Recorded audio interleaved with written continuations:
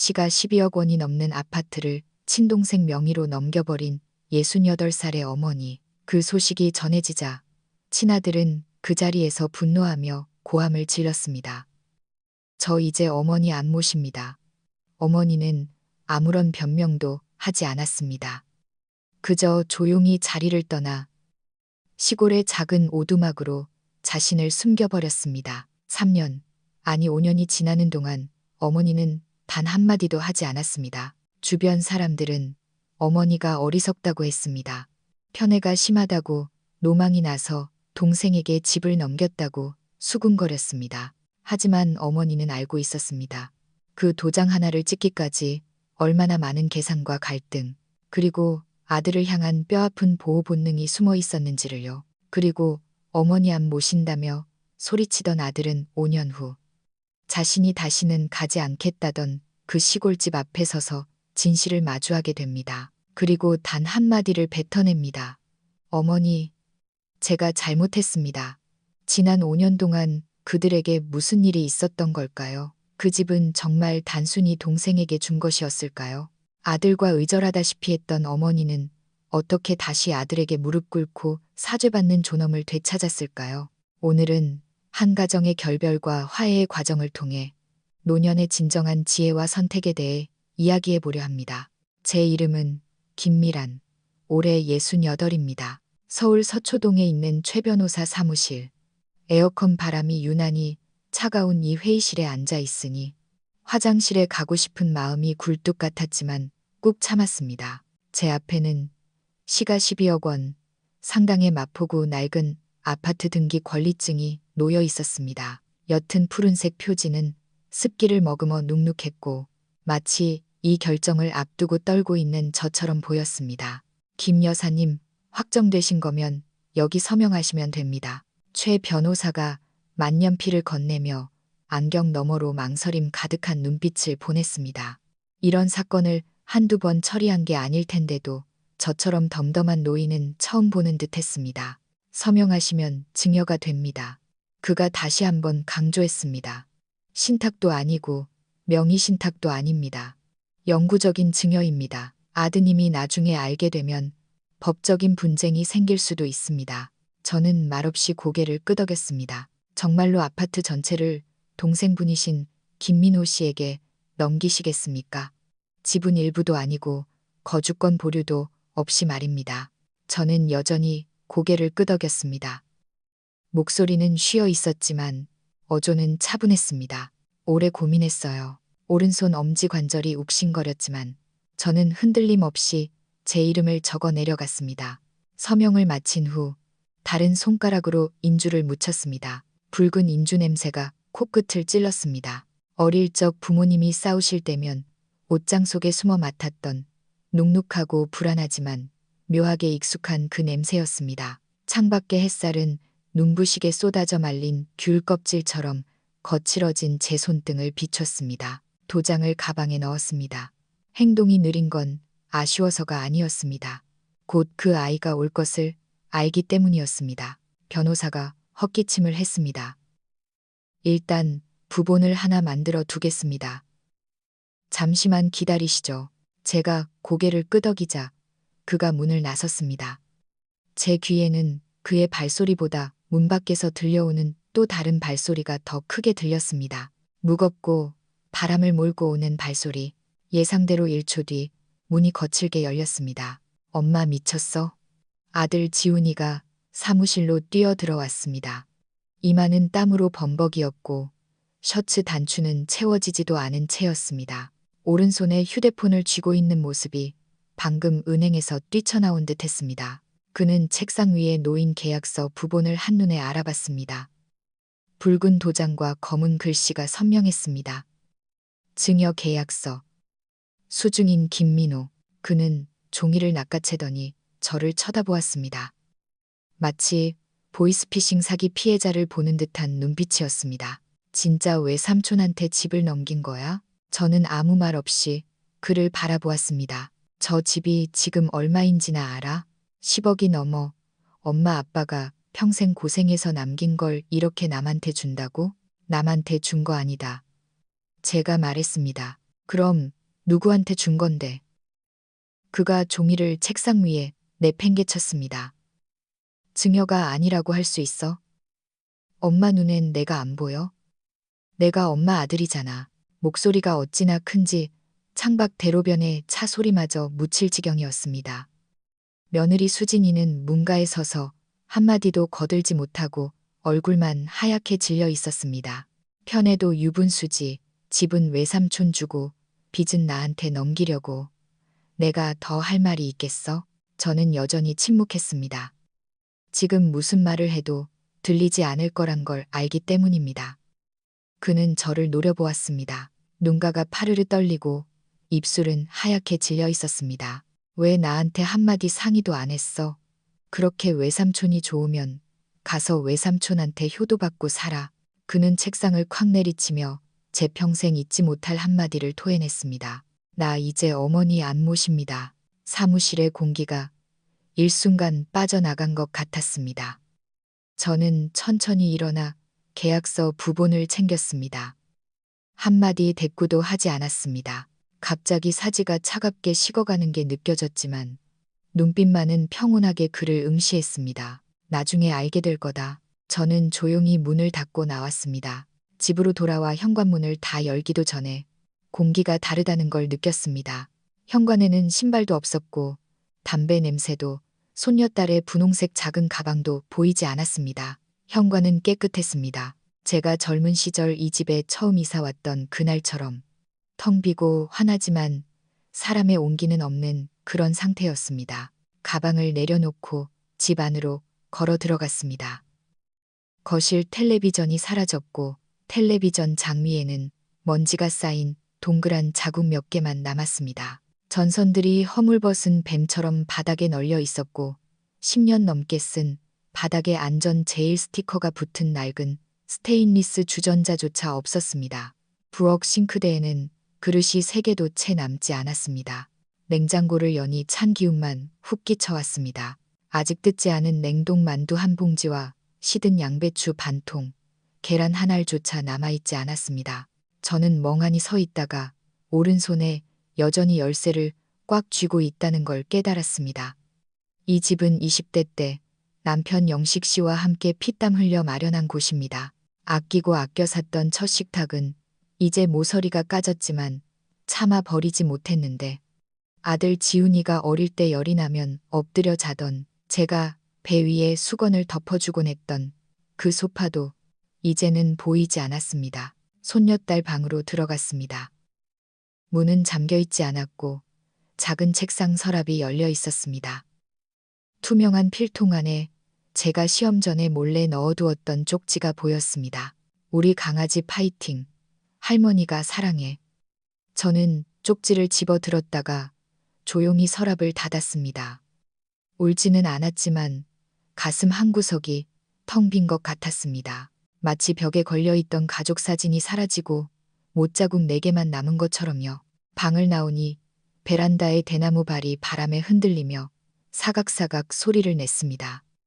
마치 누군가 한숨을 쉬는 것 같았습니다. 거실 한가운데 서서 아무도 듣지 못할 말을 조용히 내뱉었습니다. 이제 이 집은 내 것이 아니구나.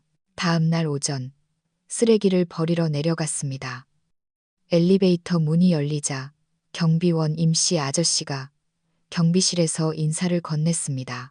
아이고, 김 여사님, 안녕하십니까. 저는 고개를 끄덕이며 지나가려 했습니다. 저기, 쓰레기 카드는 갱신하셔야 하나요? 그가 머뭇거리며 물었습니다. 댁에 요즘 무슨 일이 있으신 것 같던데. 저는 씁쓸하게 웃었습니다. 괜찮아요. 제가 알아서 할게요. 그가 카드를 건네며 슬쩍 몸을 기울여 목소리를 낮췄습니다. 저기 그 집을 동생분한테 넘기셨다는 소문이 돌던데. 저는 대답하지 않고 가볍게 목소리만 끄덕였습니다. 그가 혀를 찼습니다. 요즘 자식들 효도 안 한다지만 거참. 우리 누님도 가게를 작은 아들한테 줬다가 큰아들이 몇 년을 안 찾아왔어요. 나중에 어떻게 됐는지 아세요? 그 집 다 팔아먹고 빈털터리가 됐지 뭡니까? 돌아서는 제 등 뒤로 그가 한마디 덧붙였습니다. 어쨌든 김 여사님, 이사 가시면 관리비 정산은 하고 가세요. 서류 남겨두겠습니다. 저는 고맙다고 고개를 끄덕이며 발걸음을 재촉했습니다. 로비를 막 벗어나는데 편의점 유리창 너머로 동네 아주머니 2명이 소곤거리는 소리가 들렸습니다. 그러게 아들 성질 머리가 보통이 아니라니까. 그래도 그렇지. 어떻게 엄마가 편애를 해도 유분수지. 맞아. 누가 집을 그렇게 덜컥 동생한테 줘. 며느리 말로는 시어머니가 돈 한 푼 안 주고 부양만 바랐다던데. 너무 독한 거 아니야? 저 얼굴 좀 봐. 웃음이 나오나. 발걸음이 멈칫했지만 뒤돌아보지 않았습니다. 엘리베이터 앞까지 와서야 등 뒤가 식은땀으로 젖은 걸 알았습니다. 6월의 바람은 시원한데 등에는 차가운 물수건을 붙인 듯 서늘했습니다. 엘리베이터 문이 닫히는 마지막 순간 유리창에 비친 그들의 모습이 보였습니다. 하나는 고개를 젓고 하나는 입을 삐죽거리고 있었습니다. 엘리베이터 안에는 음악도 없이 신발 밑창을 타고 올라오는 제 심장 소리만 쿵쿵 울렸습니다. 이 건물의 공기조차 더는 제 것이 아니란 생각이 들었습니다. 그날 저녁 저는 돼지갈비찜을 만들었습니다.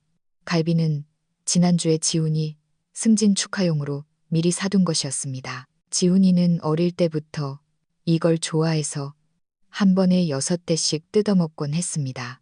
쌀을 씻고 밥을 안 치고 뜸을 들이는 동안 꽈리고추를 썰고 미역국도 끓였습니다. 손녀가 좋아하는 옥수수도 한 개 쪄서 먹기 좋게 잘라 두었습니다. 식탁을 차리고 수전에 벌을 가지런히 놓았습니다. 남편 영식 씨와 함께 샀던 매화무늬 그릇에 밥을 담았습니다. 결혼 10주년 선물이었던 그 그릇에요. 시계를 보니 6시 15분. 식탁 위 얼룩을 닦고 또 닦으며 7시 반을 기다렸습니다. 8시가 되어 갈비찜을 다시 데웠습니다. 8시 40분. 저는 파란 앞치마를 벗고 깨끗한 흰색 니트로 갈아입었습니다. 전화벨도 초인종도 울리지 않았습니다. 뉴스 소리조차 들리지 않는 정막 속에서 제가 갈비를 씹는 소리만 들렸습니다. 9시 5분 며느리 수진이에게 문자가 왔습니다. 어머니, 저녁 혼자 드세요. 그이가 안 간대요. 저는 10초 넘게 문자를 바라보다 휴대폰을 덮었습니다. 혼자 식탁에 앉아 식어버린 갈비 한 점을 입에 넣었습니다.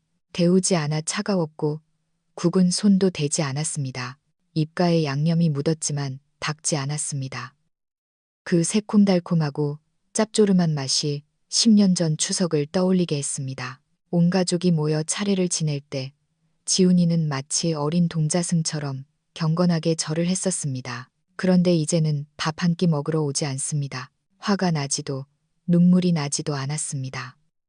그저 이 밥상이 너무 무거워 숨을 쉴 수 없을 뿐이었습니다. 밤새 잠을 이루지 못했습니다.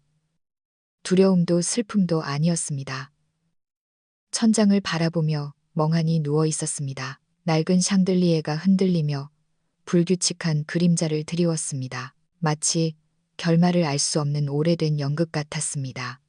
새벽 3시 저는 일어나 침대 서랍에서 집등기 권리증 사본을 꺼냈습니다. 여러 번 들춰봐서 종이가 눅눅해져 있었습니다. 거기엔 익숙한 주소와 제가 가장 믿는 이름, 3글자가 적혀 있었습니다. 김민호, 5살 어린 제 남동생입니다. 어릴 때 대나무처럼 말랐던 동생을 데리고 예방주사를 맞으러 가면 남들은 제가 엄마인 줄 알았습니다. 세월이 흘러도 저는 여전히 동생만을 믿었습니다. 서류를 다시 봉투에 넣고 한참을 앉아 있었지만 아무 일도 일어나지 않았습니다. 전화도 초인종도 꿈조차도 없었습니다. 이 집은 이제 저와 상관없는 곳이 되었습니다. 날이 밝자마자 전화를 걸었습니다. 민호야, 제가 작게 불렀습니다. 내가 있는 시골집, 거기서 당분간 좀 지내고 싶다. 수화기 너머에서 잠시 멈칫하더니 동생은 차분한 목소리로 답했습니다. 누나, 오세요. 짐은 오늘 저녁에 치워둘게요. 고맙다는 말 대신 짧게 응이라고 대답하고 짐을 챙기기 시작했습니다. 빨간 천 가방 하나와 낡은 여행 가방 하나에 챙길 수 있는 것들을 담는 데는 2시간도 걸리지 않았습니다. 옷은 수수한 색깔 몇 벌뿐이었고 주방 도구는 며느리 쓰라고 다 두고 왔습니다.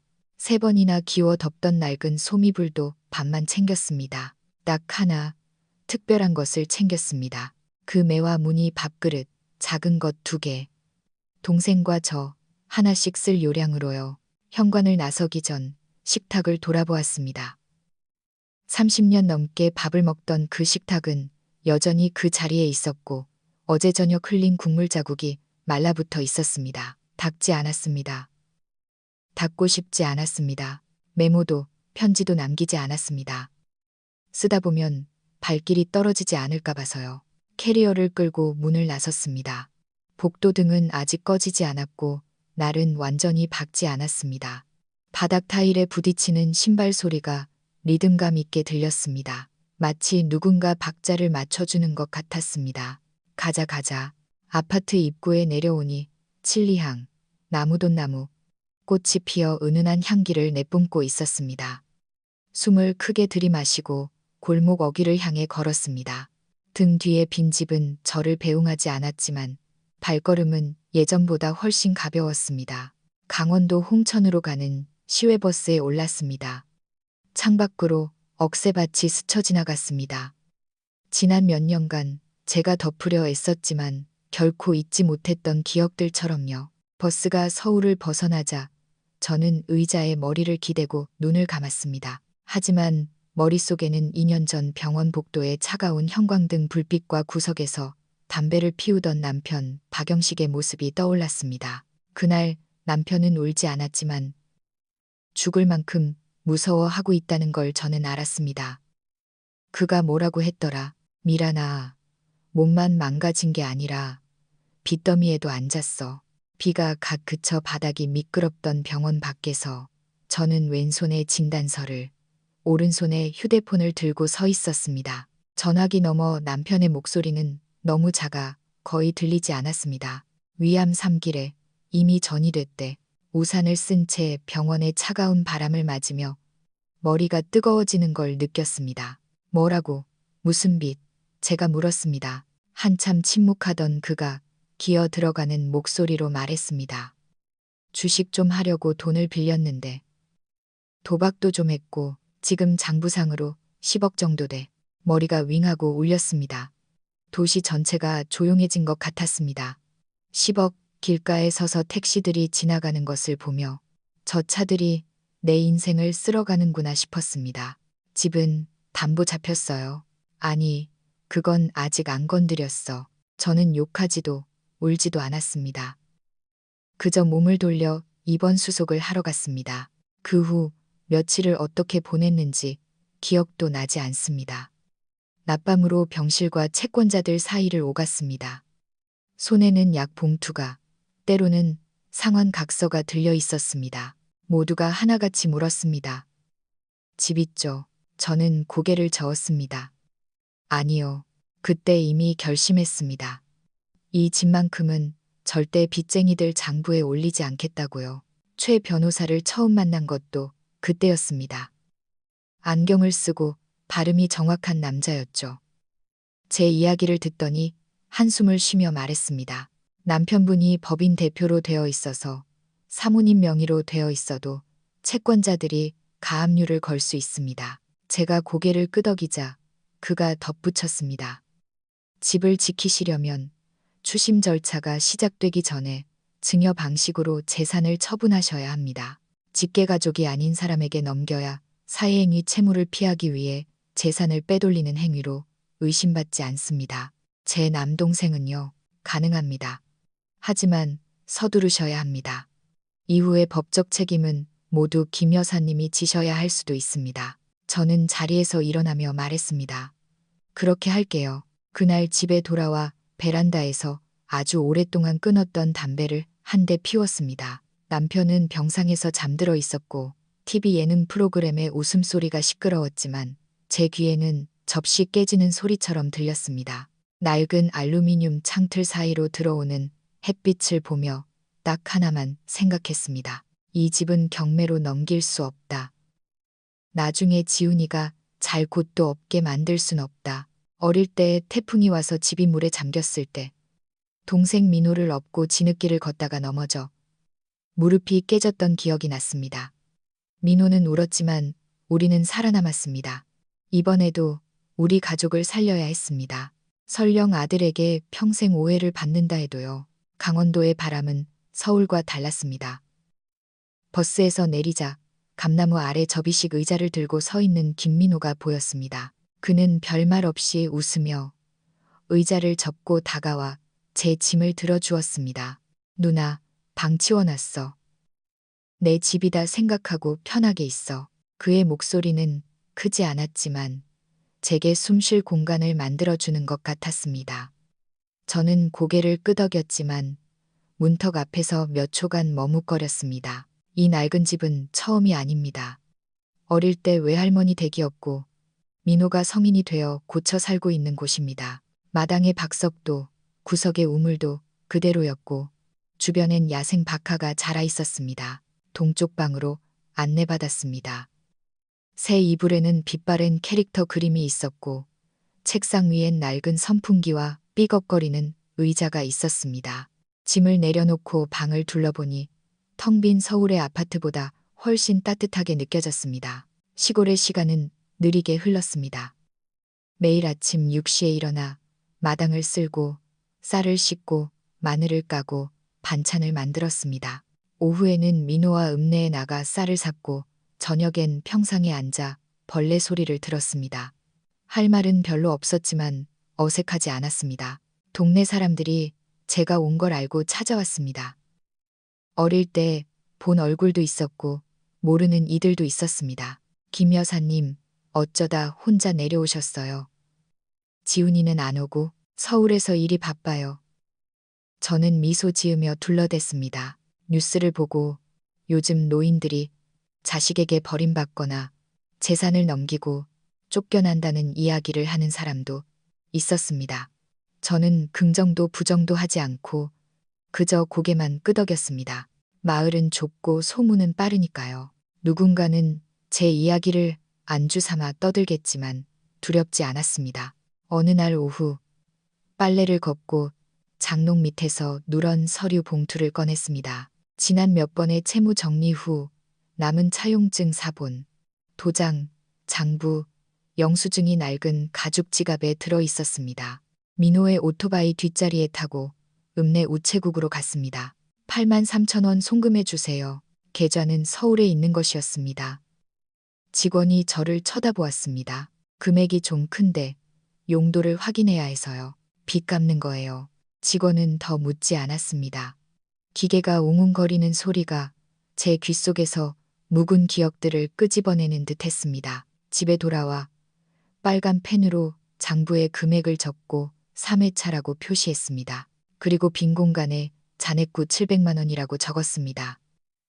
이 부분만큼은 민호가 개입하지 못하게 했습니다. 동생도 알면서 묻지 않았습니다. 밤마다 작은 스탠드를 켜고 장부를 넘겼습니다. 17번째 채권자 확인증을 보며 씁쓸하게 웃었습니다. 곧 끝나간다. 어느 날 밤 물을 마시러 나왔다가 부엌에서 민호가 통화하는 소리를 들었습니다. 목소리를 낮췄지만 들리고 말았습니다. 아니, 누나는 애들이 아는 거 원치 않아. 응, 3분의 1은 갚았어. 의사 말로는 심장은 안정적이래. 저는 들어가지 않고 조용히 방으로 돌아와 침대 헤드에 기댔습니다. 지훈이가 어릴 때 처음 40도까지 열이 올랐던 날, 밤새 물수건을 갈아주며 지켰던 기억이 났습니다. 그때는 눈만 뜨면 엄마를 찾던 아이였는데 지금은 제가 잘 사는지 궁금해하지도 않습니다. 섭섭하지 않습니다. 정말입니다. 다만 가끔 그런 생각은 듭니다. 만약 지훈이가 내 장부를 본다면, 매일 설거지를 끝내고 내일 보낼 돈을 암기하는 나를 안다면, 어쩌면, 아니, 그런 생각은 말아야지. 걔는 걔의 세상이 있고 나는 나의 빚이 있으니까. 언젠가는 말하겠지만 지금은 아닙니다. 그 시각 박지훈은 회사 점심시간에 전화를 받았습니다. 발신자는 서울의 한 법무법인이었습니다. 카드 권유 전화인 줄 알고 무심코 받았습니다. 박지훈 씨 되십니까? 네, 누구시죠? XX은행 법무팀입니다. 부친 박영식님의 채무 문제로 확인할 게 있어서 연락드렸습니다. 도시락을 먹던 그의 손이 멈췄습니다. 채무요? 아버지는 돌아가신 지 2년이 다 되어 가는데요. 알고 있습니다. 현재 상속 재산 조사 절차가 진행 중입니다. 민법상 직계 비속이 한정 승인이나 상속 포기를 하지 않으면 채무를 변제할 책임이 있습니다. 상대방의 목소리는 정중했지만 또렷했습니다. 혹시 귀하의 가정에서 과거 부동산이나 차량을 보유하셨습니까? 특히 가족 간 자산 이동 기록이 있는지 확인이 필요합니다. 지우는 말문이 막혔습니다.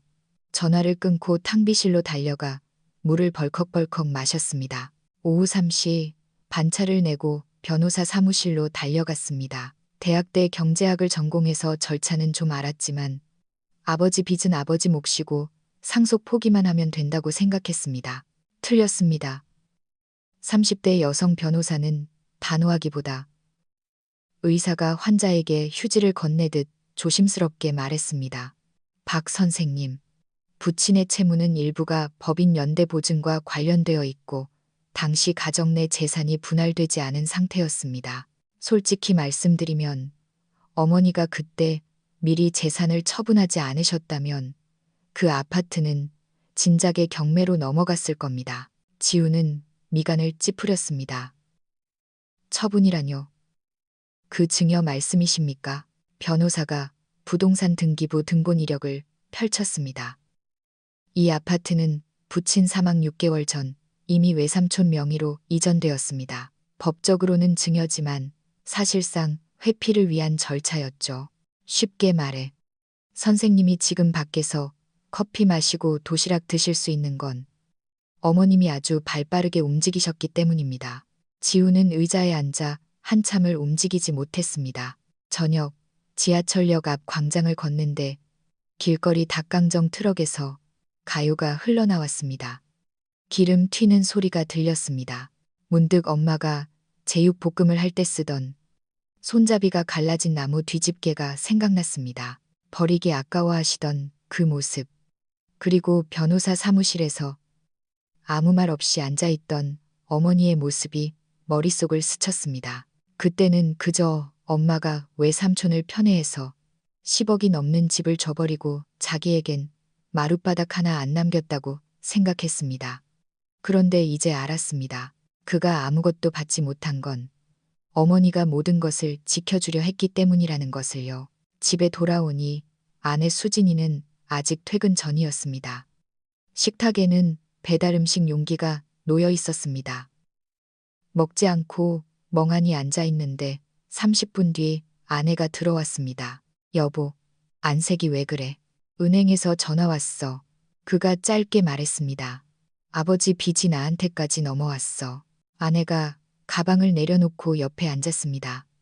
그래서 어머니가 당신 구하려고 집을. 그는 대답하지 않았습니다. 식탁 위에 펼쳐진 주민등록 초본을 보았습니다. 어머니 김미란이 전출한 날짜는 그가 어머니 안모십니다. 라고 소리친 바로 다음 날이었습니다. 얇은 종이를 꽉 누르는 그의 손끝이 하얗게 질렸고 시야가 흐려졌습니다. 밤새 잠을 이룰 수 없었습니다. 부엌에서 물을 썰던 엄마의 뒷모습, 요리가 맘대로 안 되면 오늘은 영 아니네 하며 투덜거리던 모습, 열쇠를 건네주던 침묵, 그 모든 게 현실 도피가 아니라 홀로 현실을 감당하고 있었다는 걸 이제야 깨달았습니다. 그날 오후 숨이 막힐 듯 무더운 날씨였습니다. 김미라는 부엌에서 호박을 썰다가 가슴이 조여오는 통증을 느꼈습니다. 칼을 떨어뜨릴 뻔했습니다. 싱크대를 잡고 숨을 몰아쉬었습니다. 가슴에 돌덩이를 얹은 것 같았습니다. 누나, 괜찮아?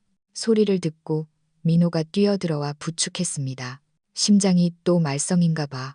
15분 뒤 읍내 보건소에 도착했습니다. 의사는 부정맥이라며 하루 입원해 경과를 보자고 했습니다. 너무 오래 고생하셔서 그래요. 이제 마음 좀 편히 가지세요. 김미라는 웃으며 반박하지 않았습니다. 병실의 형광등 불빛이 눈부셔 고개를 돌리고 눈을 감았습니다. 민호야, 침대 밑에 있는 빨간 가방 좀 가져다 줄래? 3년 동안 한 번도 열지 않았던 가방입니다. 민호가 가져오자 익숙한 손길로 버클을 풀었습니다. 안에는 정돈된 봉투, 가계부, 옛날 사진, 그리고 표지가 낡은 양장 노트 한 권이 들어 있었습니다. 낡았지만 버릴 수 없는 스웨터처럼 소중하게 노트를 꺼내 어루만졌습니다. 이거 잠시 뜸을 들였습니다. 언젠가 지훈이가 돌아오면 그때 보여줘. 민호는 묵묵히 고개를 끄덕였습니다. 누나의 마음속에 얼마나 많은 짐이 있었는지 알기에 더 묻지 않았습니다. 미라는 노트를 다시 붉은 천에 싸서 가방 깊숙이 넣었습니다. 2년 전 어느 밤 김미라는 처음 이 노트를 펼쳤습니다. 남편의 암 선고를 받고 빚 독촉장이 서랍 가득 쌓였을 때였습니다. 베란다에서 첫 줄을 적을 때 밖에는 보슬비가 내리고 있었습니다. 오늘 변호사가 말했다. 집이 경매로 넘어가는 걸 막으려면 빨리 명의를 넘겨야 한다고. 나는 민호에게 주기로 했다. 지훈이에게 줄 수는 없다. 걔는 영식 씨의 아들이라 은행이 금방 따라붙을 것이다. 지훈이가 나를 원망할 거다. 편애한다고. 엄마도 아니라고 하겠지. 하지만 걔가 살 곳은 남겨둬야 한다. 글씨가 삐뚤빼뚤했습니다. 손이 떨렸기 때문입니다. 그 후로 송금할 때마다, 채무 협상을 할 때마다 한 페이지씩 기록했습니다. 금액, 대상, 날짜, 수수료까지 정확하게 6번째 상환. 상대방이 이자를 깎아줬다. 각서를 쓰고 점심을 굶었다. 속이 쓰릴까봐 민호에게 말했지만 아무것도 묻지 않는다. 내가 옳은 일을 하고 있다는 걸 아는 눈치다. 이 노트는 과부인 어머니가 채무 협상가로 변해가는 과정을 기록한 일지였습니다. 매일 밤 기록을 마치면 빨간 펜으로 동그라미를 치고 잠들었습니다. 어떤 날은 글씨가 꾹꾹 눌러져 종이가 찢어질 듯 했습니다. 나중에 걔가 이걸 보고 내가 사랑하지 않아서가 아니라 걔까지 빚쟁이로 만들 수 없어서 그랬다는 걸 알아준다면 그걸로 족하다. 마지막 페이지에는 낡은 사진 한 장을 붙였습니다. 7살 지훈이가 세발 자전거를 타고 웃고 있는 사진. 배경은 서울 옛집 대문 앞이었고 제가 직접 든 파란 스웨터를 입고 있었습니다. 사진이 좀 비뚤어졌지만 다시 붙이지 않았습니다. 노트를 덮고 손바닥으로 표지를 덮으며 그날 밤 창밖을 향해 작게 속삭였습니다. 이게 내 인생에서 가장 잘한 일이야. 병실에서 미라는 평온하게 숨을 골랐습니다. 민호는 옆에 앉아 빨간 가방을 내려다 보았습니다. 저 가방 안에는 단순한 일기가 아니라 누나가 자신을 숨기며 지켜온 세월이 들어있다는 걸 알았습니다. 새벽 6시 박지우는 아내에게 짧게 말하고 집을 나섰습니다. 그저 드라이브 좀 하고 오겠다고요. 아내는 따뜻한 두유를 보온병에 담아주며 더 묻지 않았습니다. 내비게이션 목적지는 강원도 홍천. 창밖으로 푸른 산이 이어졌고 아침 안개가 자욱했습니다. 서울을 떠날 때는 마음이 무거운 서류 상자 같았는데 갈수록 그 무게가 더해졌습니다. 변호사의 말. 어머니의 그 위장 증여가 선생님을 살렸습니다. 그리고 주민등록 등본의 전출 일자. 자신이 소리친 바로 다음 날 그는 화내지도 울지도 않고 그저 문을 닫고 나가던 어머니의 표정을 기억하려 애썼습니다. 쾅 하던 문소리가 지금도 고막에 박혀 있는 듯 했습니다. 오전 9시 차가 마을 어귀에 도착했습니다. 좁은 농로라 타이어가 자갈을 밟는 소리가 요란했습니다. 멀리 회색 시멘트 벽에 낡은 집이 보였습니다. 마당 빨랫줄에는 수건과 낡은 옷들이 걸려 있었습니다. 망고나무, 아니 감나무 아래 차를 세우고 기어를 중립에 놓자 어머니가 보였습니다. 김미라는 텃밭에 쪼그리고 앉아 호미로 흙을 고르고 있었습니다.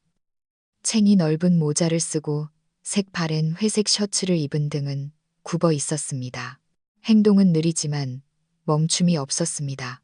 지우는 핸들을 꽉 잡았습니다. 안전벨트를 풀었지만 차문을 열 수가 없었습니다. 그저 바라만 보았습니다. 어머니가 배추 모종을 심고 흙을 다독이고 물을 주는 모습을요. 어릴 적 시장에서 장사하던 어머니가 지훈아 밥 먹어라 부르면 쏜살같이 달려갔던 기억이 났습니다. 어머니가 해준 음식은 쓴 여주조차 달았습니다. 그런데 지금 저기 어머니가 있는데 말 한마디가 나오지 않았습니다. 지훈은 다시 안전벨트를 맸습니다. 천천히 차를 돌렸습니다. 경적도 울리지 않았고 자신이 왔다는 걸 알리지도 않았습니다. 그저 그 문을 구부정한 어머니의 등을 뒤로하고 돌아섰습니다. 차마 들어갈 용기가 나지 않았습니다. 서울집에 돌아오니 날이 어두워져 있었습니다. 베란다에 나가 앉았습니다. 바람이 찼지만 외투도 입지 않았습니다. 휴대폰 앨범을 열어 칠살 때 세발 자전거를 탄 사진을 보았습니다. 어머니가 옆에서 어깨를 잡고 V자를 그리고 있었습니다. 흐릿한 사진 속에서도 어머니의 미소는 선명했습니다. 한참을 그 사진을 들여다보다가 눈을 감았습니다. 엄마, 잘못했어요. 아무 대답도 없었습니다. 커튼만 바람에 흔들리며 한숨 소리를 낼 뿐이었습니다. 그날 점심, 지훈이 회의를 마치고 나오는데 택배가 왔다는 연락을 받았습니다. 책상 위에 놓인 누런 서류 봉투, 보낸 사람 이름은 없었고 메모지 한 장이 붙어 있었습니다. 익숙한 필체였습니다. 네가 들을 준비가 되었다면 이걸 보거라. 발신인은 김민호였습니다. 지훈은 사무실에서 뜯지 못하고 퇴근 후 차 안에서 봉투를 열었습니다. 비가 부슬부슬 내리고 있었습니다. 와이퍼가 오가며 감정을 정리할 시간을 주는 듯했습니다. 10분 동안 멍하니 앉아 있다가 집으로 향했습니다. 밤 9시 샤워를 마치고 나온 수진이 거실 탁자에 놓인 물건들을 보았습니다. 이게 뭐야? 엄마 거야. 지훈의 목소리는 감정이 억눌려 있었습니다. 아내가 낡은 양장 노트를 집어들었습니다. 첫 장을 넘기자 누렇게 바랜 종이에 꾹꾹 눌러 쓴 글씨가 보였습니다. 내가 이 노트를 보고 있다면 내가 너에게 용서받지 못했다는 뜻이겠지. 지훈의 손가락이 떨렸습니다. 두 번째 페이지. 아버지 병환 당일. 세 번째 페이지. 부채 명세서. 은행 대출 2억 1 800만 원. 사채 4억 2억만 원. 지인 빚 1억 400만 원. 총액 9억 8억만 원. 나는 집을 지켜야만 한다. 빚쟁이들이 들이닥치면 너까지 끌려 들어간다. 너는 이해 못하겠지. 겪어보지 않은 일이니까. 하지만 나는 안다. 법원으로 넘어가면 숟가락 하나도 못 건진다는 걸. 한 장 한 장 넘길 때마다 그것은 단순한 일기가 아니라 어머니의 눈물겨운 법적 방어 기재이자 사랑의 기록이었습니다. 연금에서 얼마를 떼어 갚았는지, 아들 핑계를 대며 채권자에게 시간을 끈 일, 외삼촌이 몰래 보태준 돈, 마지막 송금 기록은 3개월 전 13만 2천 원. 그 옆에 작은 동그라미 하나. 그리고 일기는 멈췄습니다. 다음 장에는 7살 지훈이의 사진이 붙어 있었습니다. 파란 스웨터를 입은 그 아이 뒤로 땀 닦는 손수건을 든 젊은 엄마가 서 있었습니다. 지훈은 사진을 두 손으로 받쳐들고 한참을 바라보다가 고개를 떨구었습니다. 눈물이 노트 위로 뚝뚝 떨어져 글씨를 번지게 했습니다. 소리 없는 울음이었습니다. 어깨가 격하게 흔들렸습니다. 짐을 내려놓은 것 같기도, 더는 버틸 수 없는 것 같기도 했습니다. 수지는 아무 말 없이 다가와 남편의 등을 감싸 안았습니다. 한참 뒤 지훈이 쉰 목소리로 말했습니다. 엄마는 끝까지 변명 한마디 안 했어. 그제야 알았습니다. 그 침묵은 무시가 아니라 어머니가 평생을 바쳐 쓴 사과이자 보호 계획이었다는 것을요. 그리고 사랑이었다는 것을요. 이번에는 망설이지 않았습니다. 다음 날 아침, 과일 바구니와 편지, 그리고 그 노트를 챙겨 서울을 출발했습니다. 날씨가 맑았습니다. 차창 밖으로 푸른 논밭이 눈부시게 펼쳐졌습니다. 오전 9시 마을 입구에 도착했습니다. 마을 사람들은 삼삼오오 모여 이야기를 나누고 있었고 편의점 앞에는 노인 몇 분이 커피를 마시고 있었습니다. 차에서 내리자마자 텃밭에 물을 주는 어머니가 보였습니다. 여전히 그 낡은 옷, 그 모자, 구분 등 지훈은 이름을 부르지 않았습니다. 밭두렁으로 걸어가 털썩 무릎을 꿇었습니다. 흙바닥에 바지가 더러워지는 건 상관없었습니다. 주위 사람들이 놀라 웅성거렸습니다. 저 집아들 아녀? 의절했다더니 웬일이래. 어머니가 고개를 들어 그를 보았습니다. 지우는 목이 메어 쉰 목소리로 하지만 또렷하게 말했습니다. 어머니, 제가 정말 잘못했습니다. 죄송해요. 어머니는 즉시 대답하지 않았습니다. 물호스를 잠그고 몸을 돌려 천천히 그에게 다가왔습니다. 주름진 얼굴. 하지만 젊은 시절의 따뜻함을 간직한 눈빛. 어머니는 왜 이제 왔니라고도 이제야 철이 들었니라고도 하지 않았습니다. 그저 양손을 뻗어 아들의 어깨를 잡았습니다. 일어나라. 내 아들인데 내가 널 탓해서 뭐 하겠니? 참았던 눈물이 터져 나왔습니다. 어릴 때 넘어져 울던 아이처럼 엉엉 소리 내어 울었습니다. 어머니는 그런 아들의 머리를 가만히 어깨에 기대게 해주었습니다. 엄마, 난 정말 몰랐어. 엄마가 날 버린 줄 알았어. 어미가 자식을 어떻게 버리니? 어머니가 작게 속삭였습니다. 네가 감당 못할까봐 말 안 했다. 어떤 일은 어미가 해야지 자식이 하는 게 아니란다. 점심은 평상에서 먹었습니다. 돼지갈비찜, 양배추쌈, 두부뭇국, 소박하지만 정성 가득한 밥상이었습니다. 지우는 천천히 아주 열심히 밥을 먹었습니다. 민호 외삼촌이 웃으며 말했습니다. 누나, 드디어 기다리던 사람이 왔네. 내가 기다린 게 아니야. 걔가 돌아와 준 거지. 지훈이 수저를 내려놓고 붉어진 눈으로 두 사람을 보았습니다. 어머니, 이제 어머니 가시는 곳 어디든 제가 모실게요.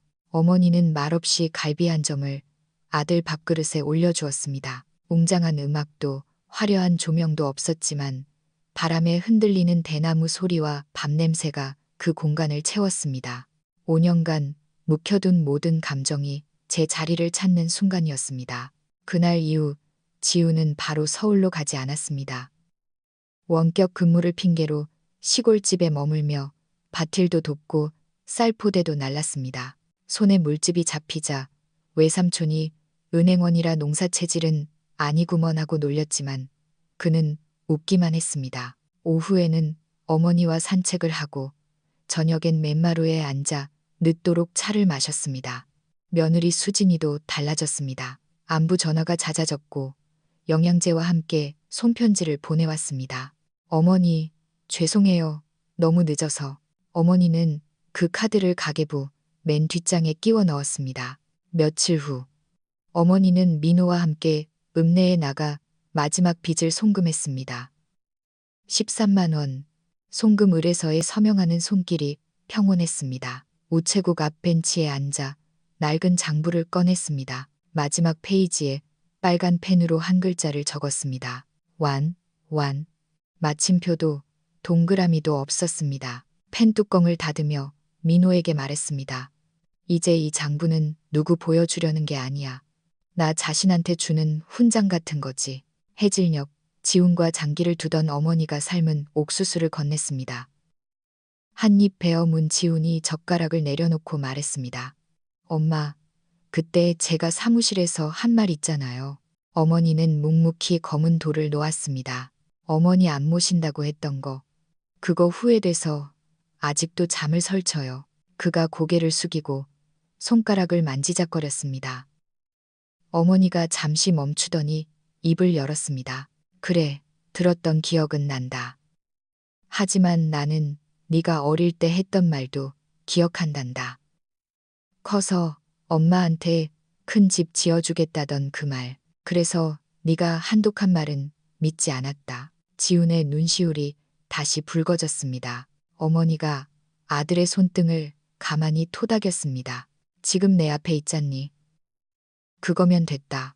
바람이 불어와 대나무 발을 흔들었고 멀리서 개 짖는 소리가 들렸습니다. 어둠이 내려앉는 시골 마을. 빚 이야기도 집 이야기도 더는 없었습니다. 그저 늙은 어머니와 중년의 아들, 그리고 평화로운 저녁만이 있을 뿐이었습니다. 어머니는 침묵 속에 모든 것을 숨겨 자식의 퇴로를 열어주었습니다. 아들은 말 한마디로 천륜을 끊을 뻔했으나 5년이 지나서야 어머니의 결정이 뼈를 깎는 보호였음을 깨달았습니다. 여러분은 김미란 여사의 선택을 어떻게 보시나요? 돈과 가족, 책임과 오해 사이에서 비슷한 고민을 해본 적이 있으신가요? 만약 여러분이었다면 아들에게 짐을 지우지 않기 위해 그런 오해를 감수할 수 있었을까요? 댓글로 여러분의 생각을 남겨주세요. 공감이든 비판이든 모든 의견은 소중합니다. 우리는 매회 실제 삶의 궤적을 통해 어떻게 하면 존엄하게 늙고 지혜롭게 살 수 있을지 함께 고민합니다. 주변에 이 이야기가 필요한 분이 있다면 공유해 주세요. 댓글창에서 여러분을 기다리겠습니다. 감사합니다.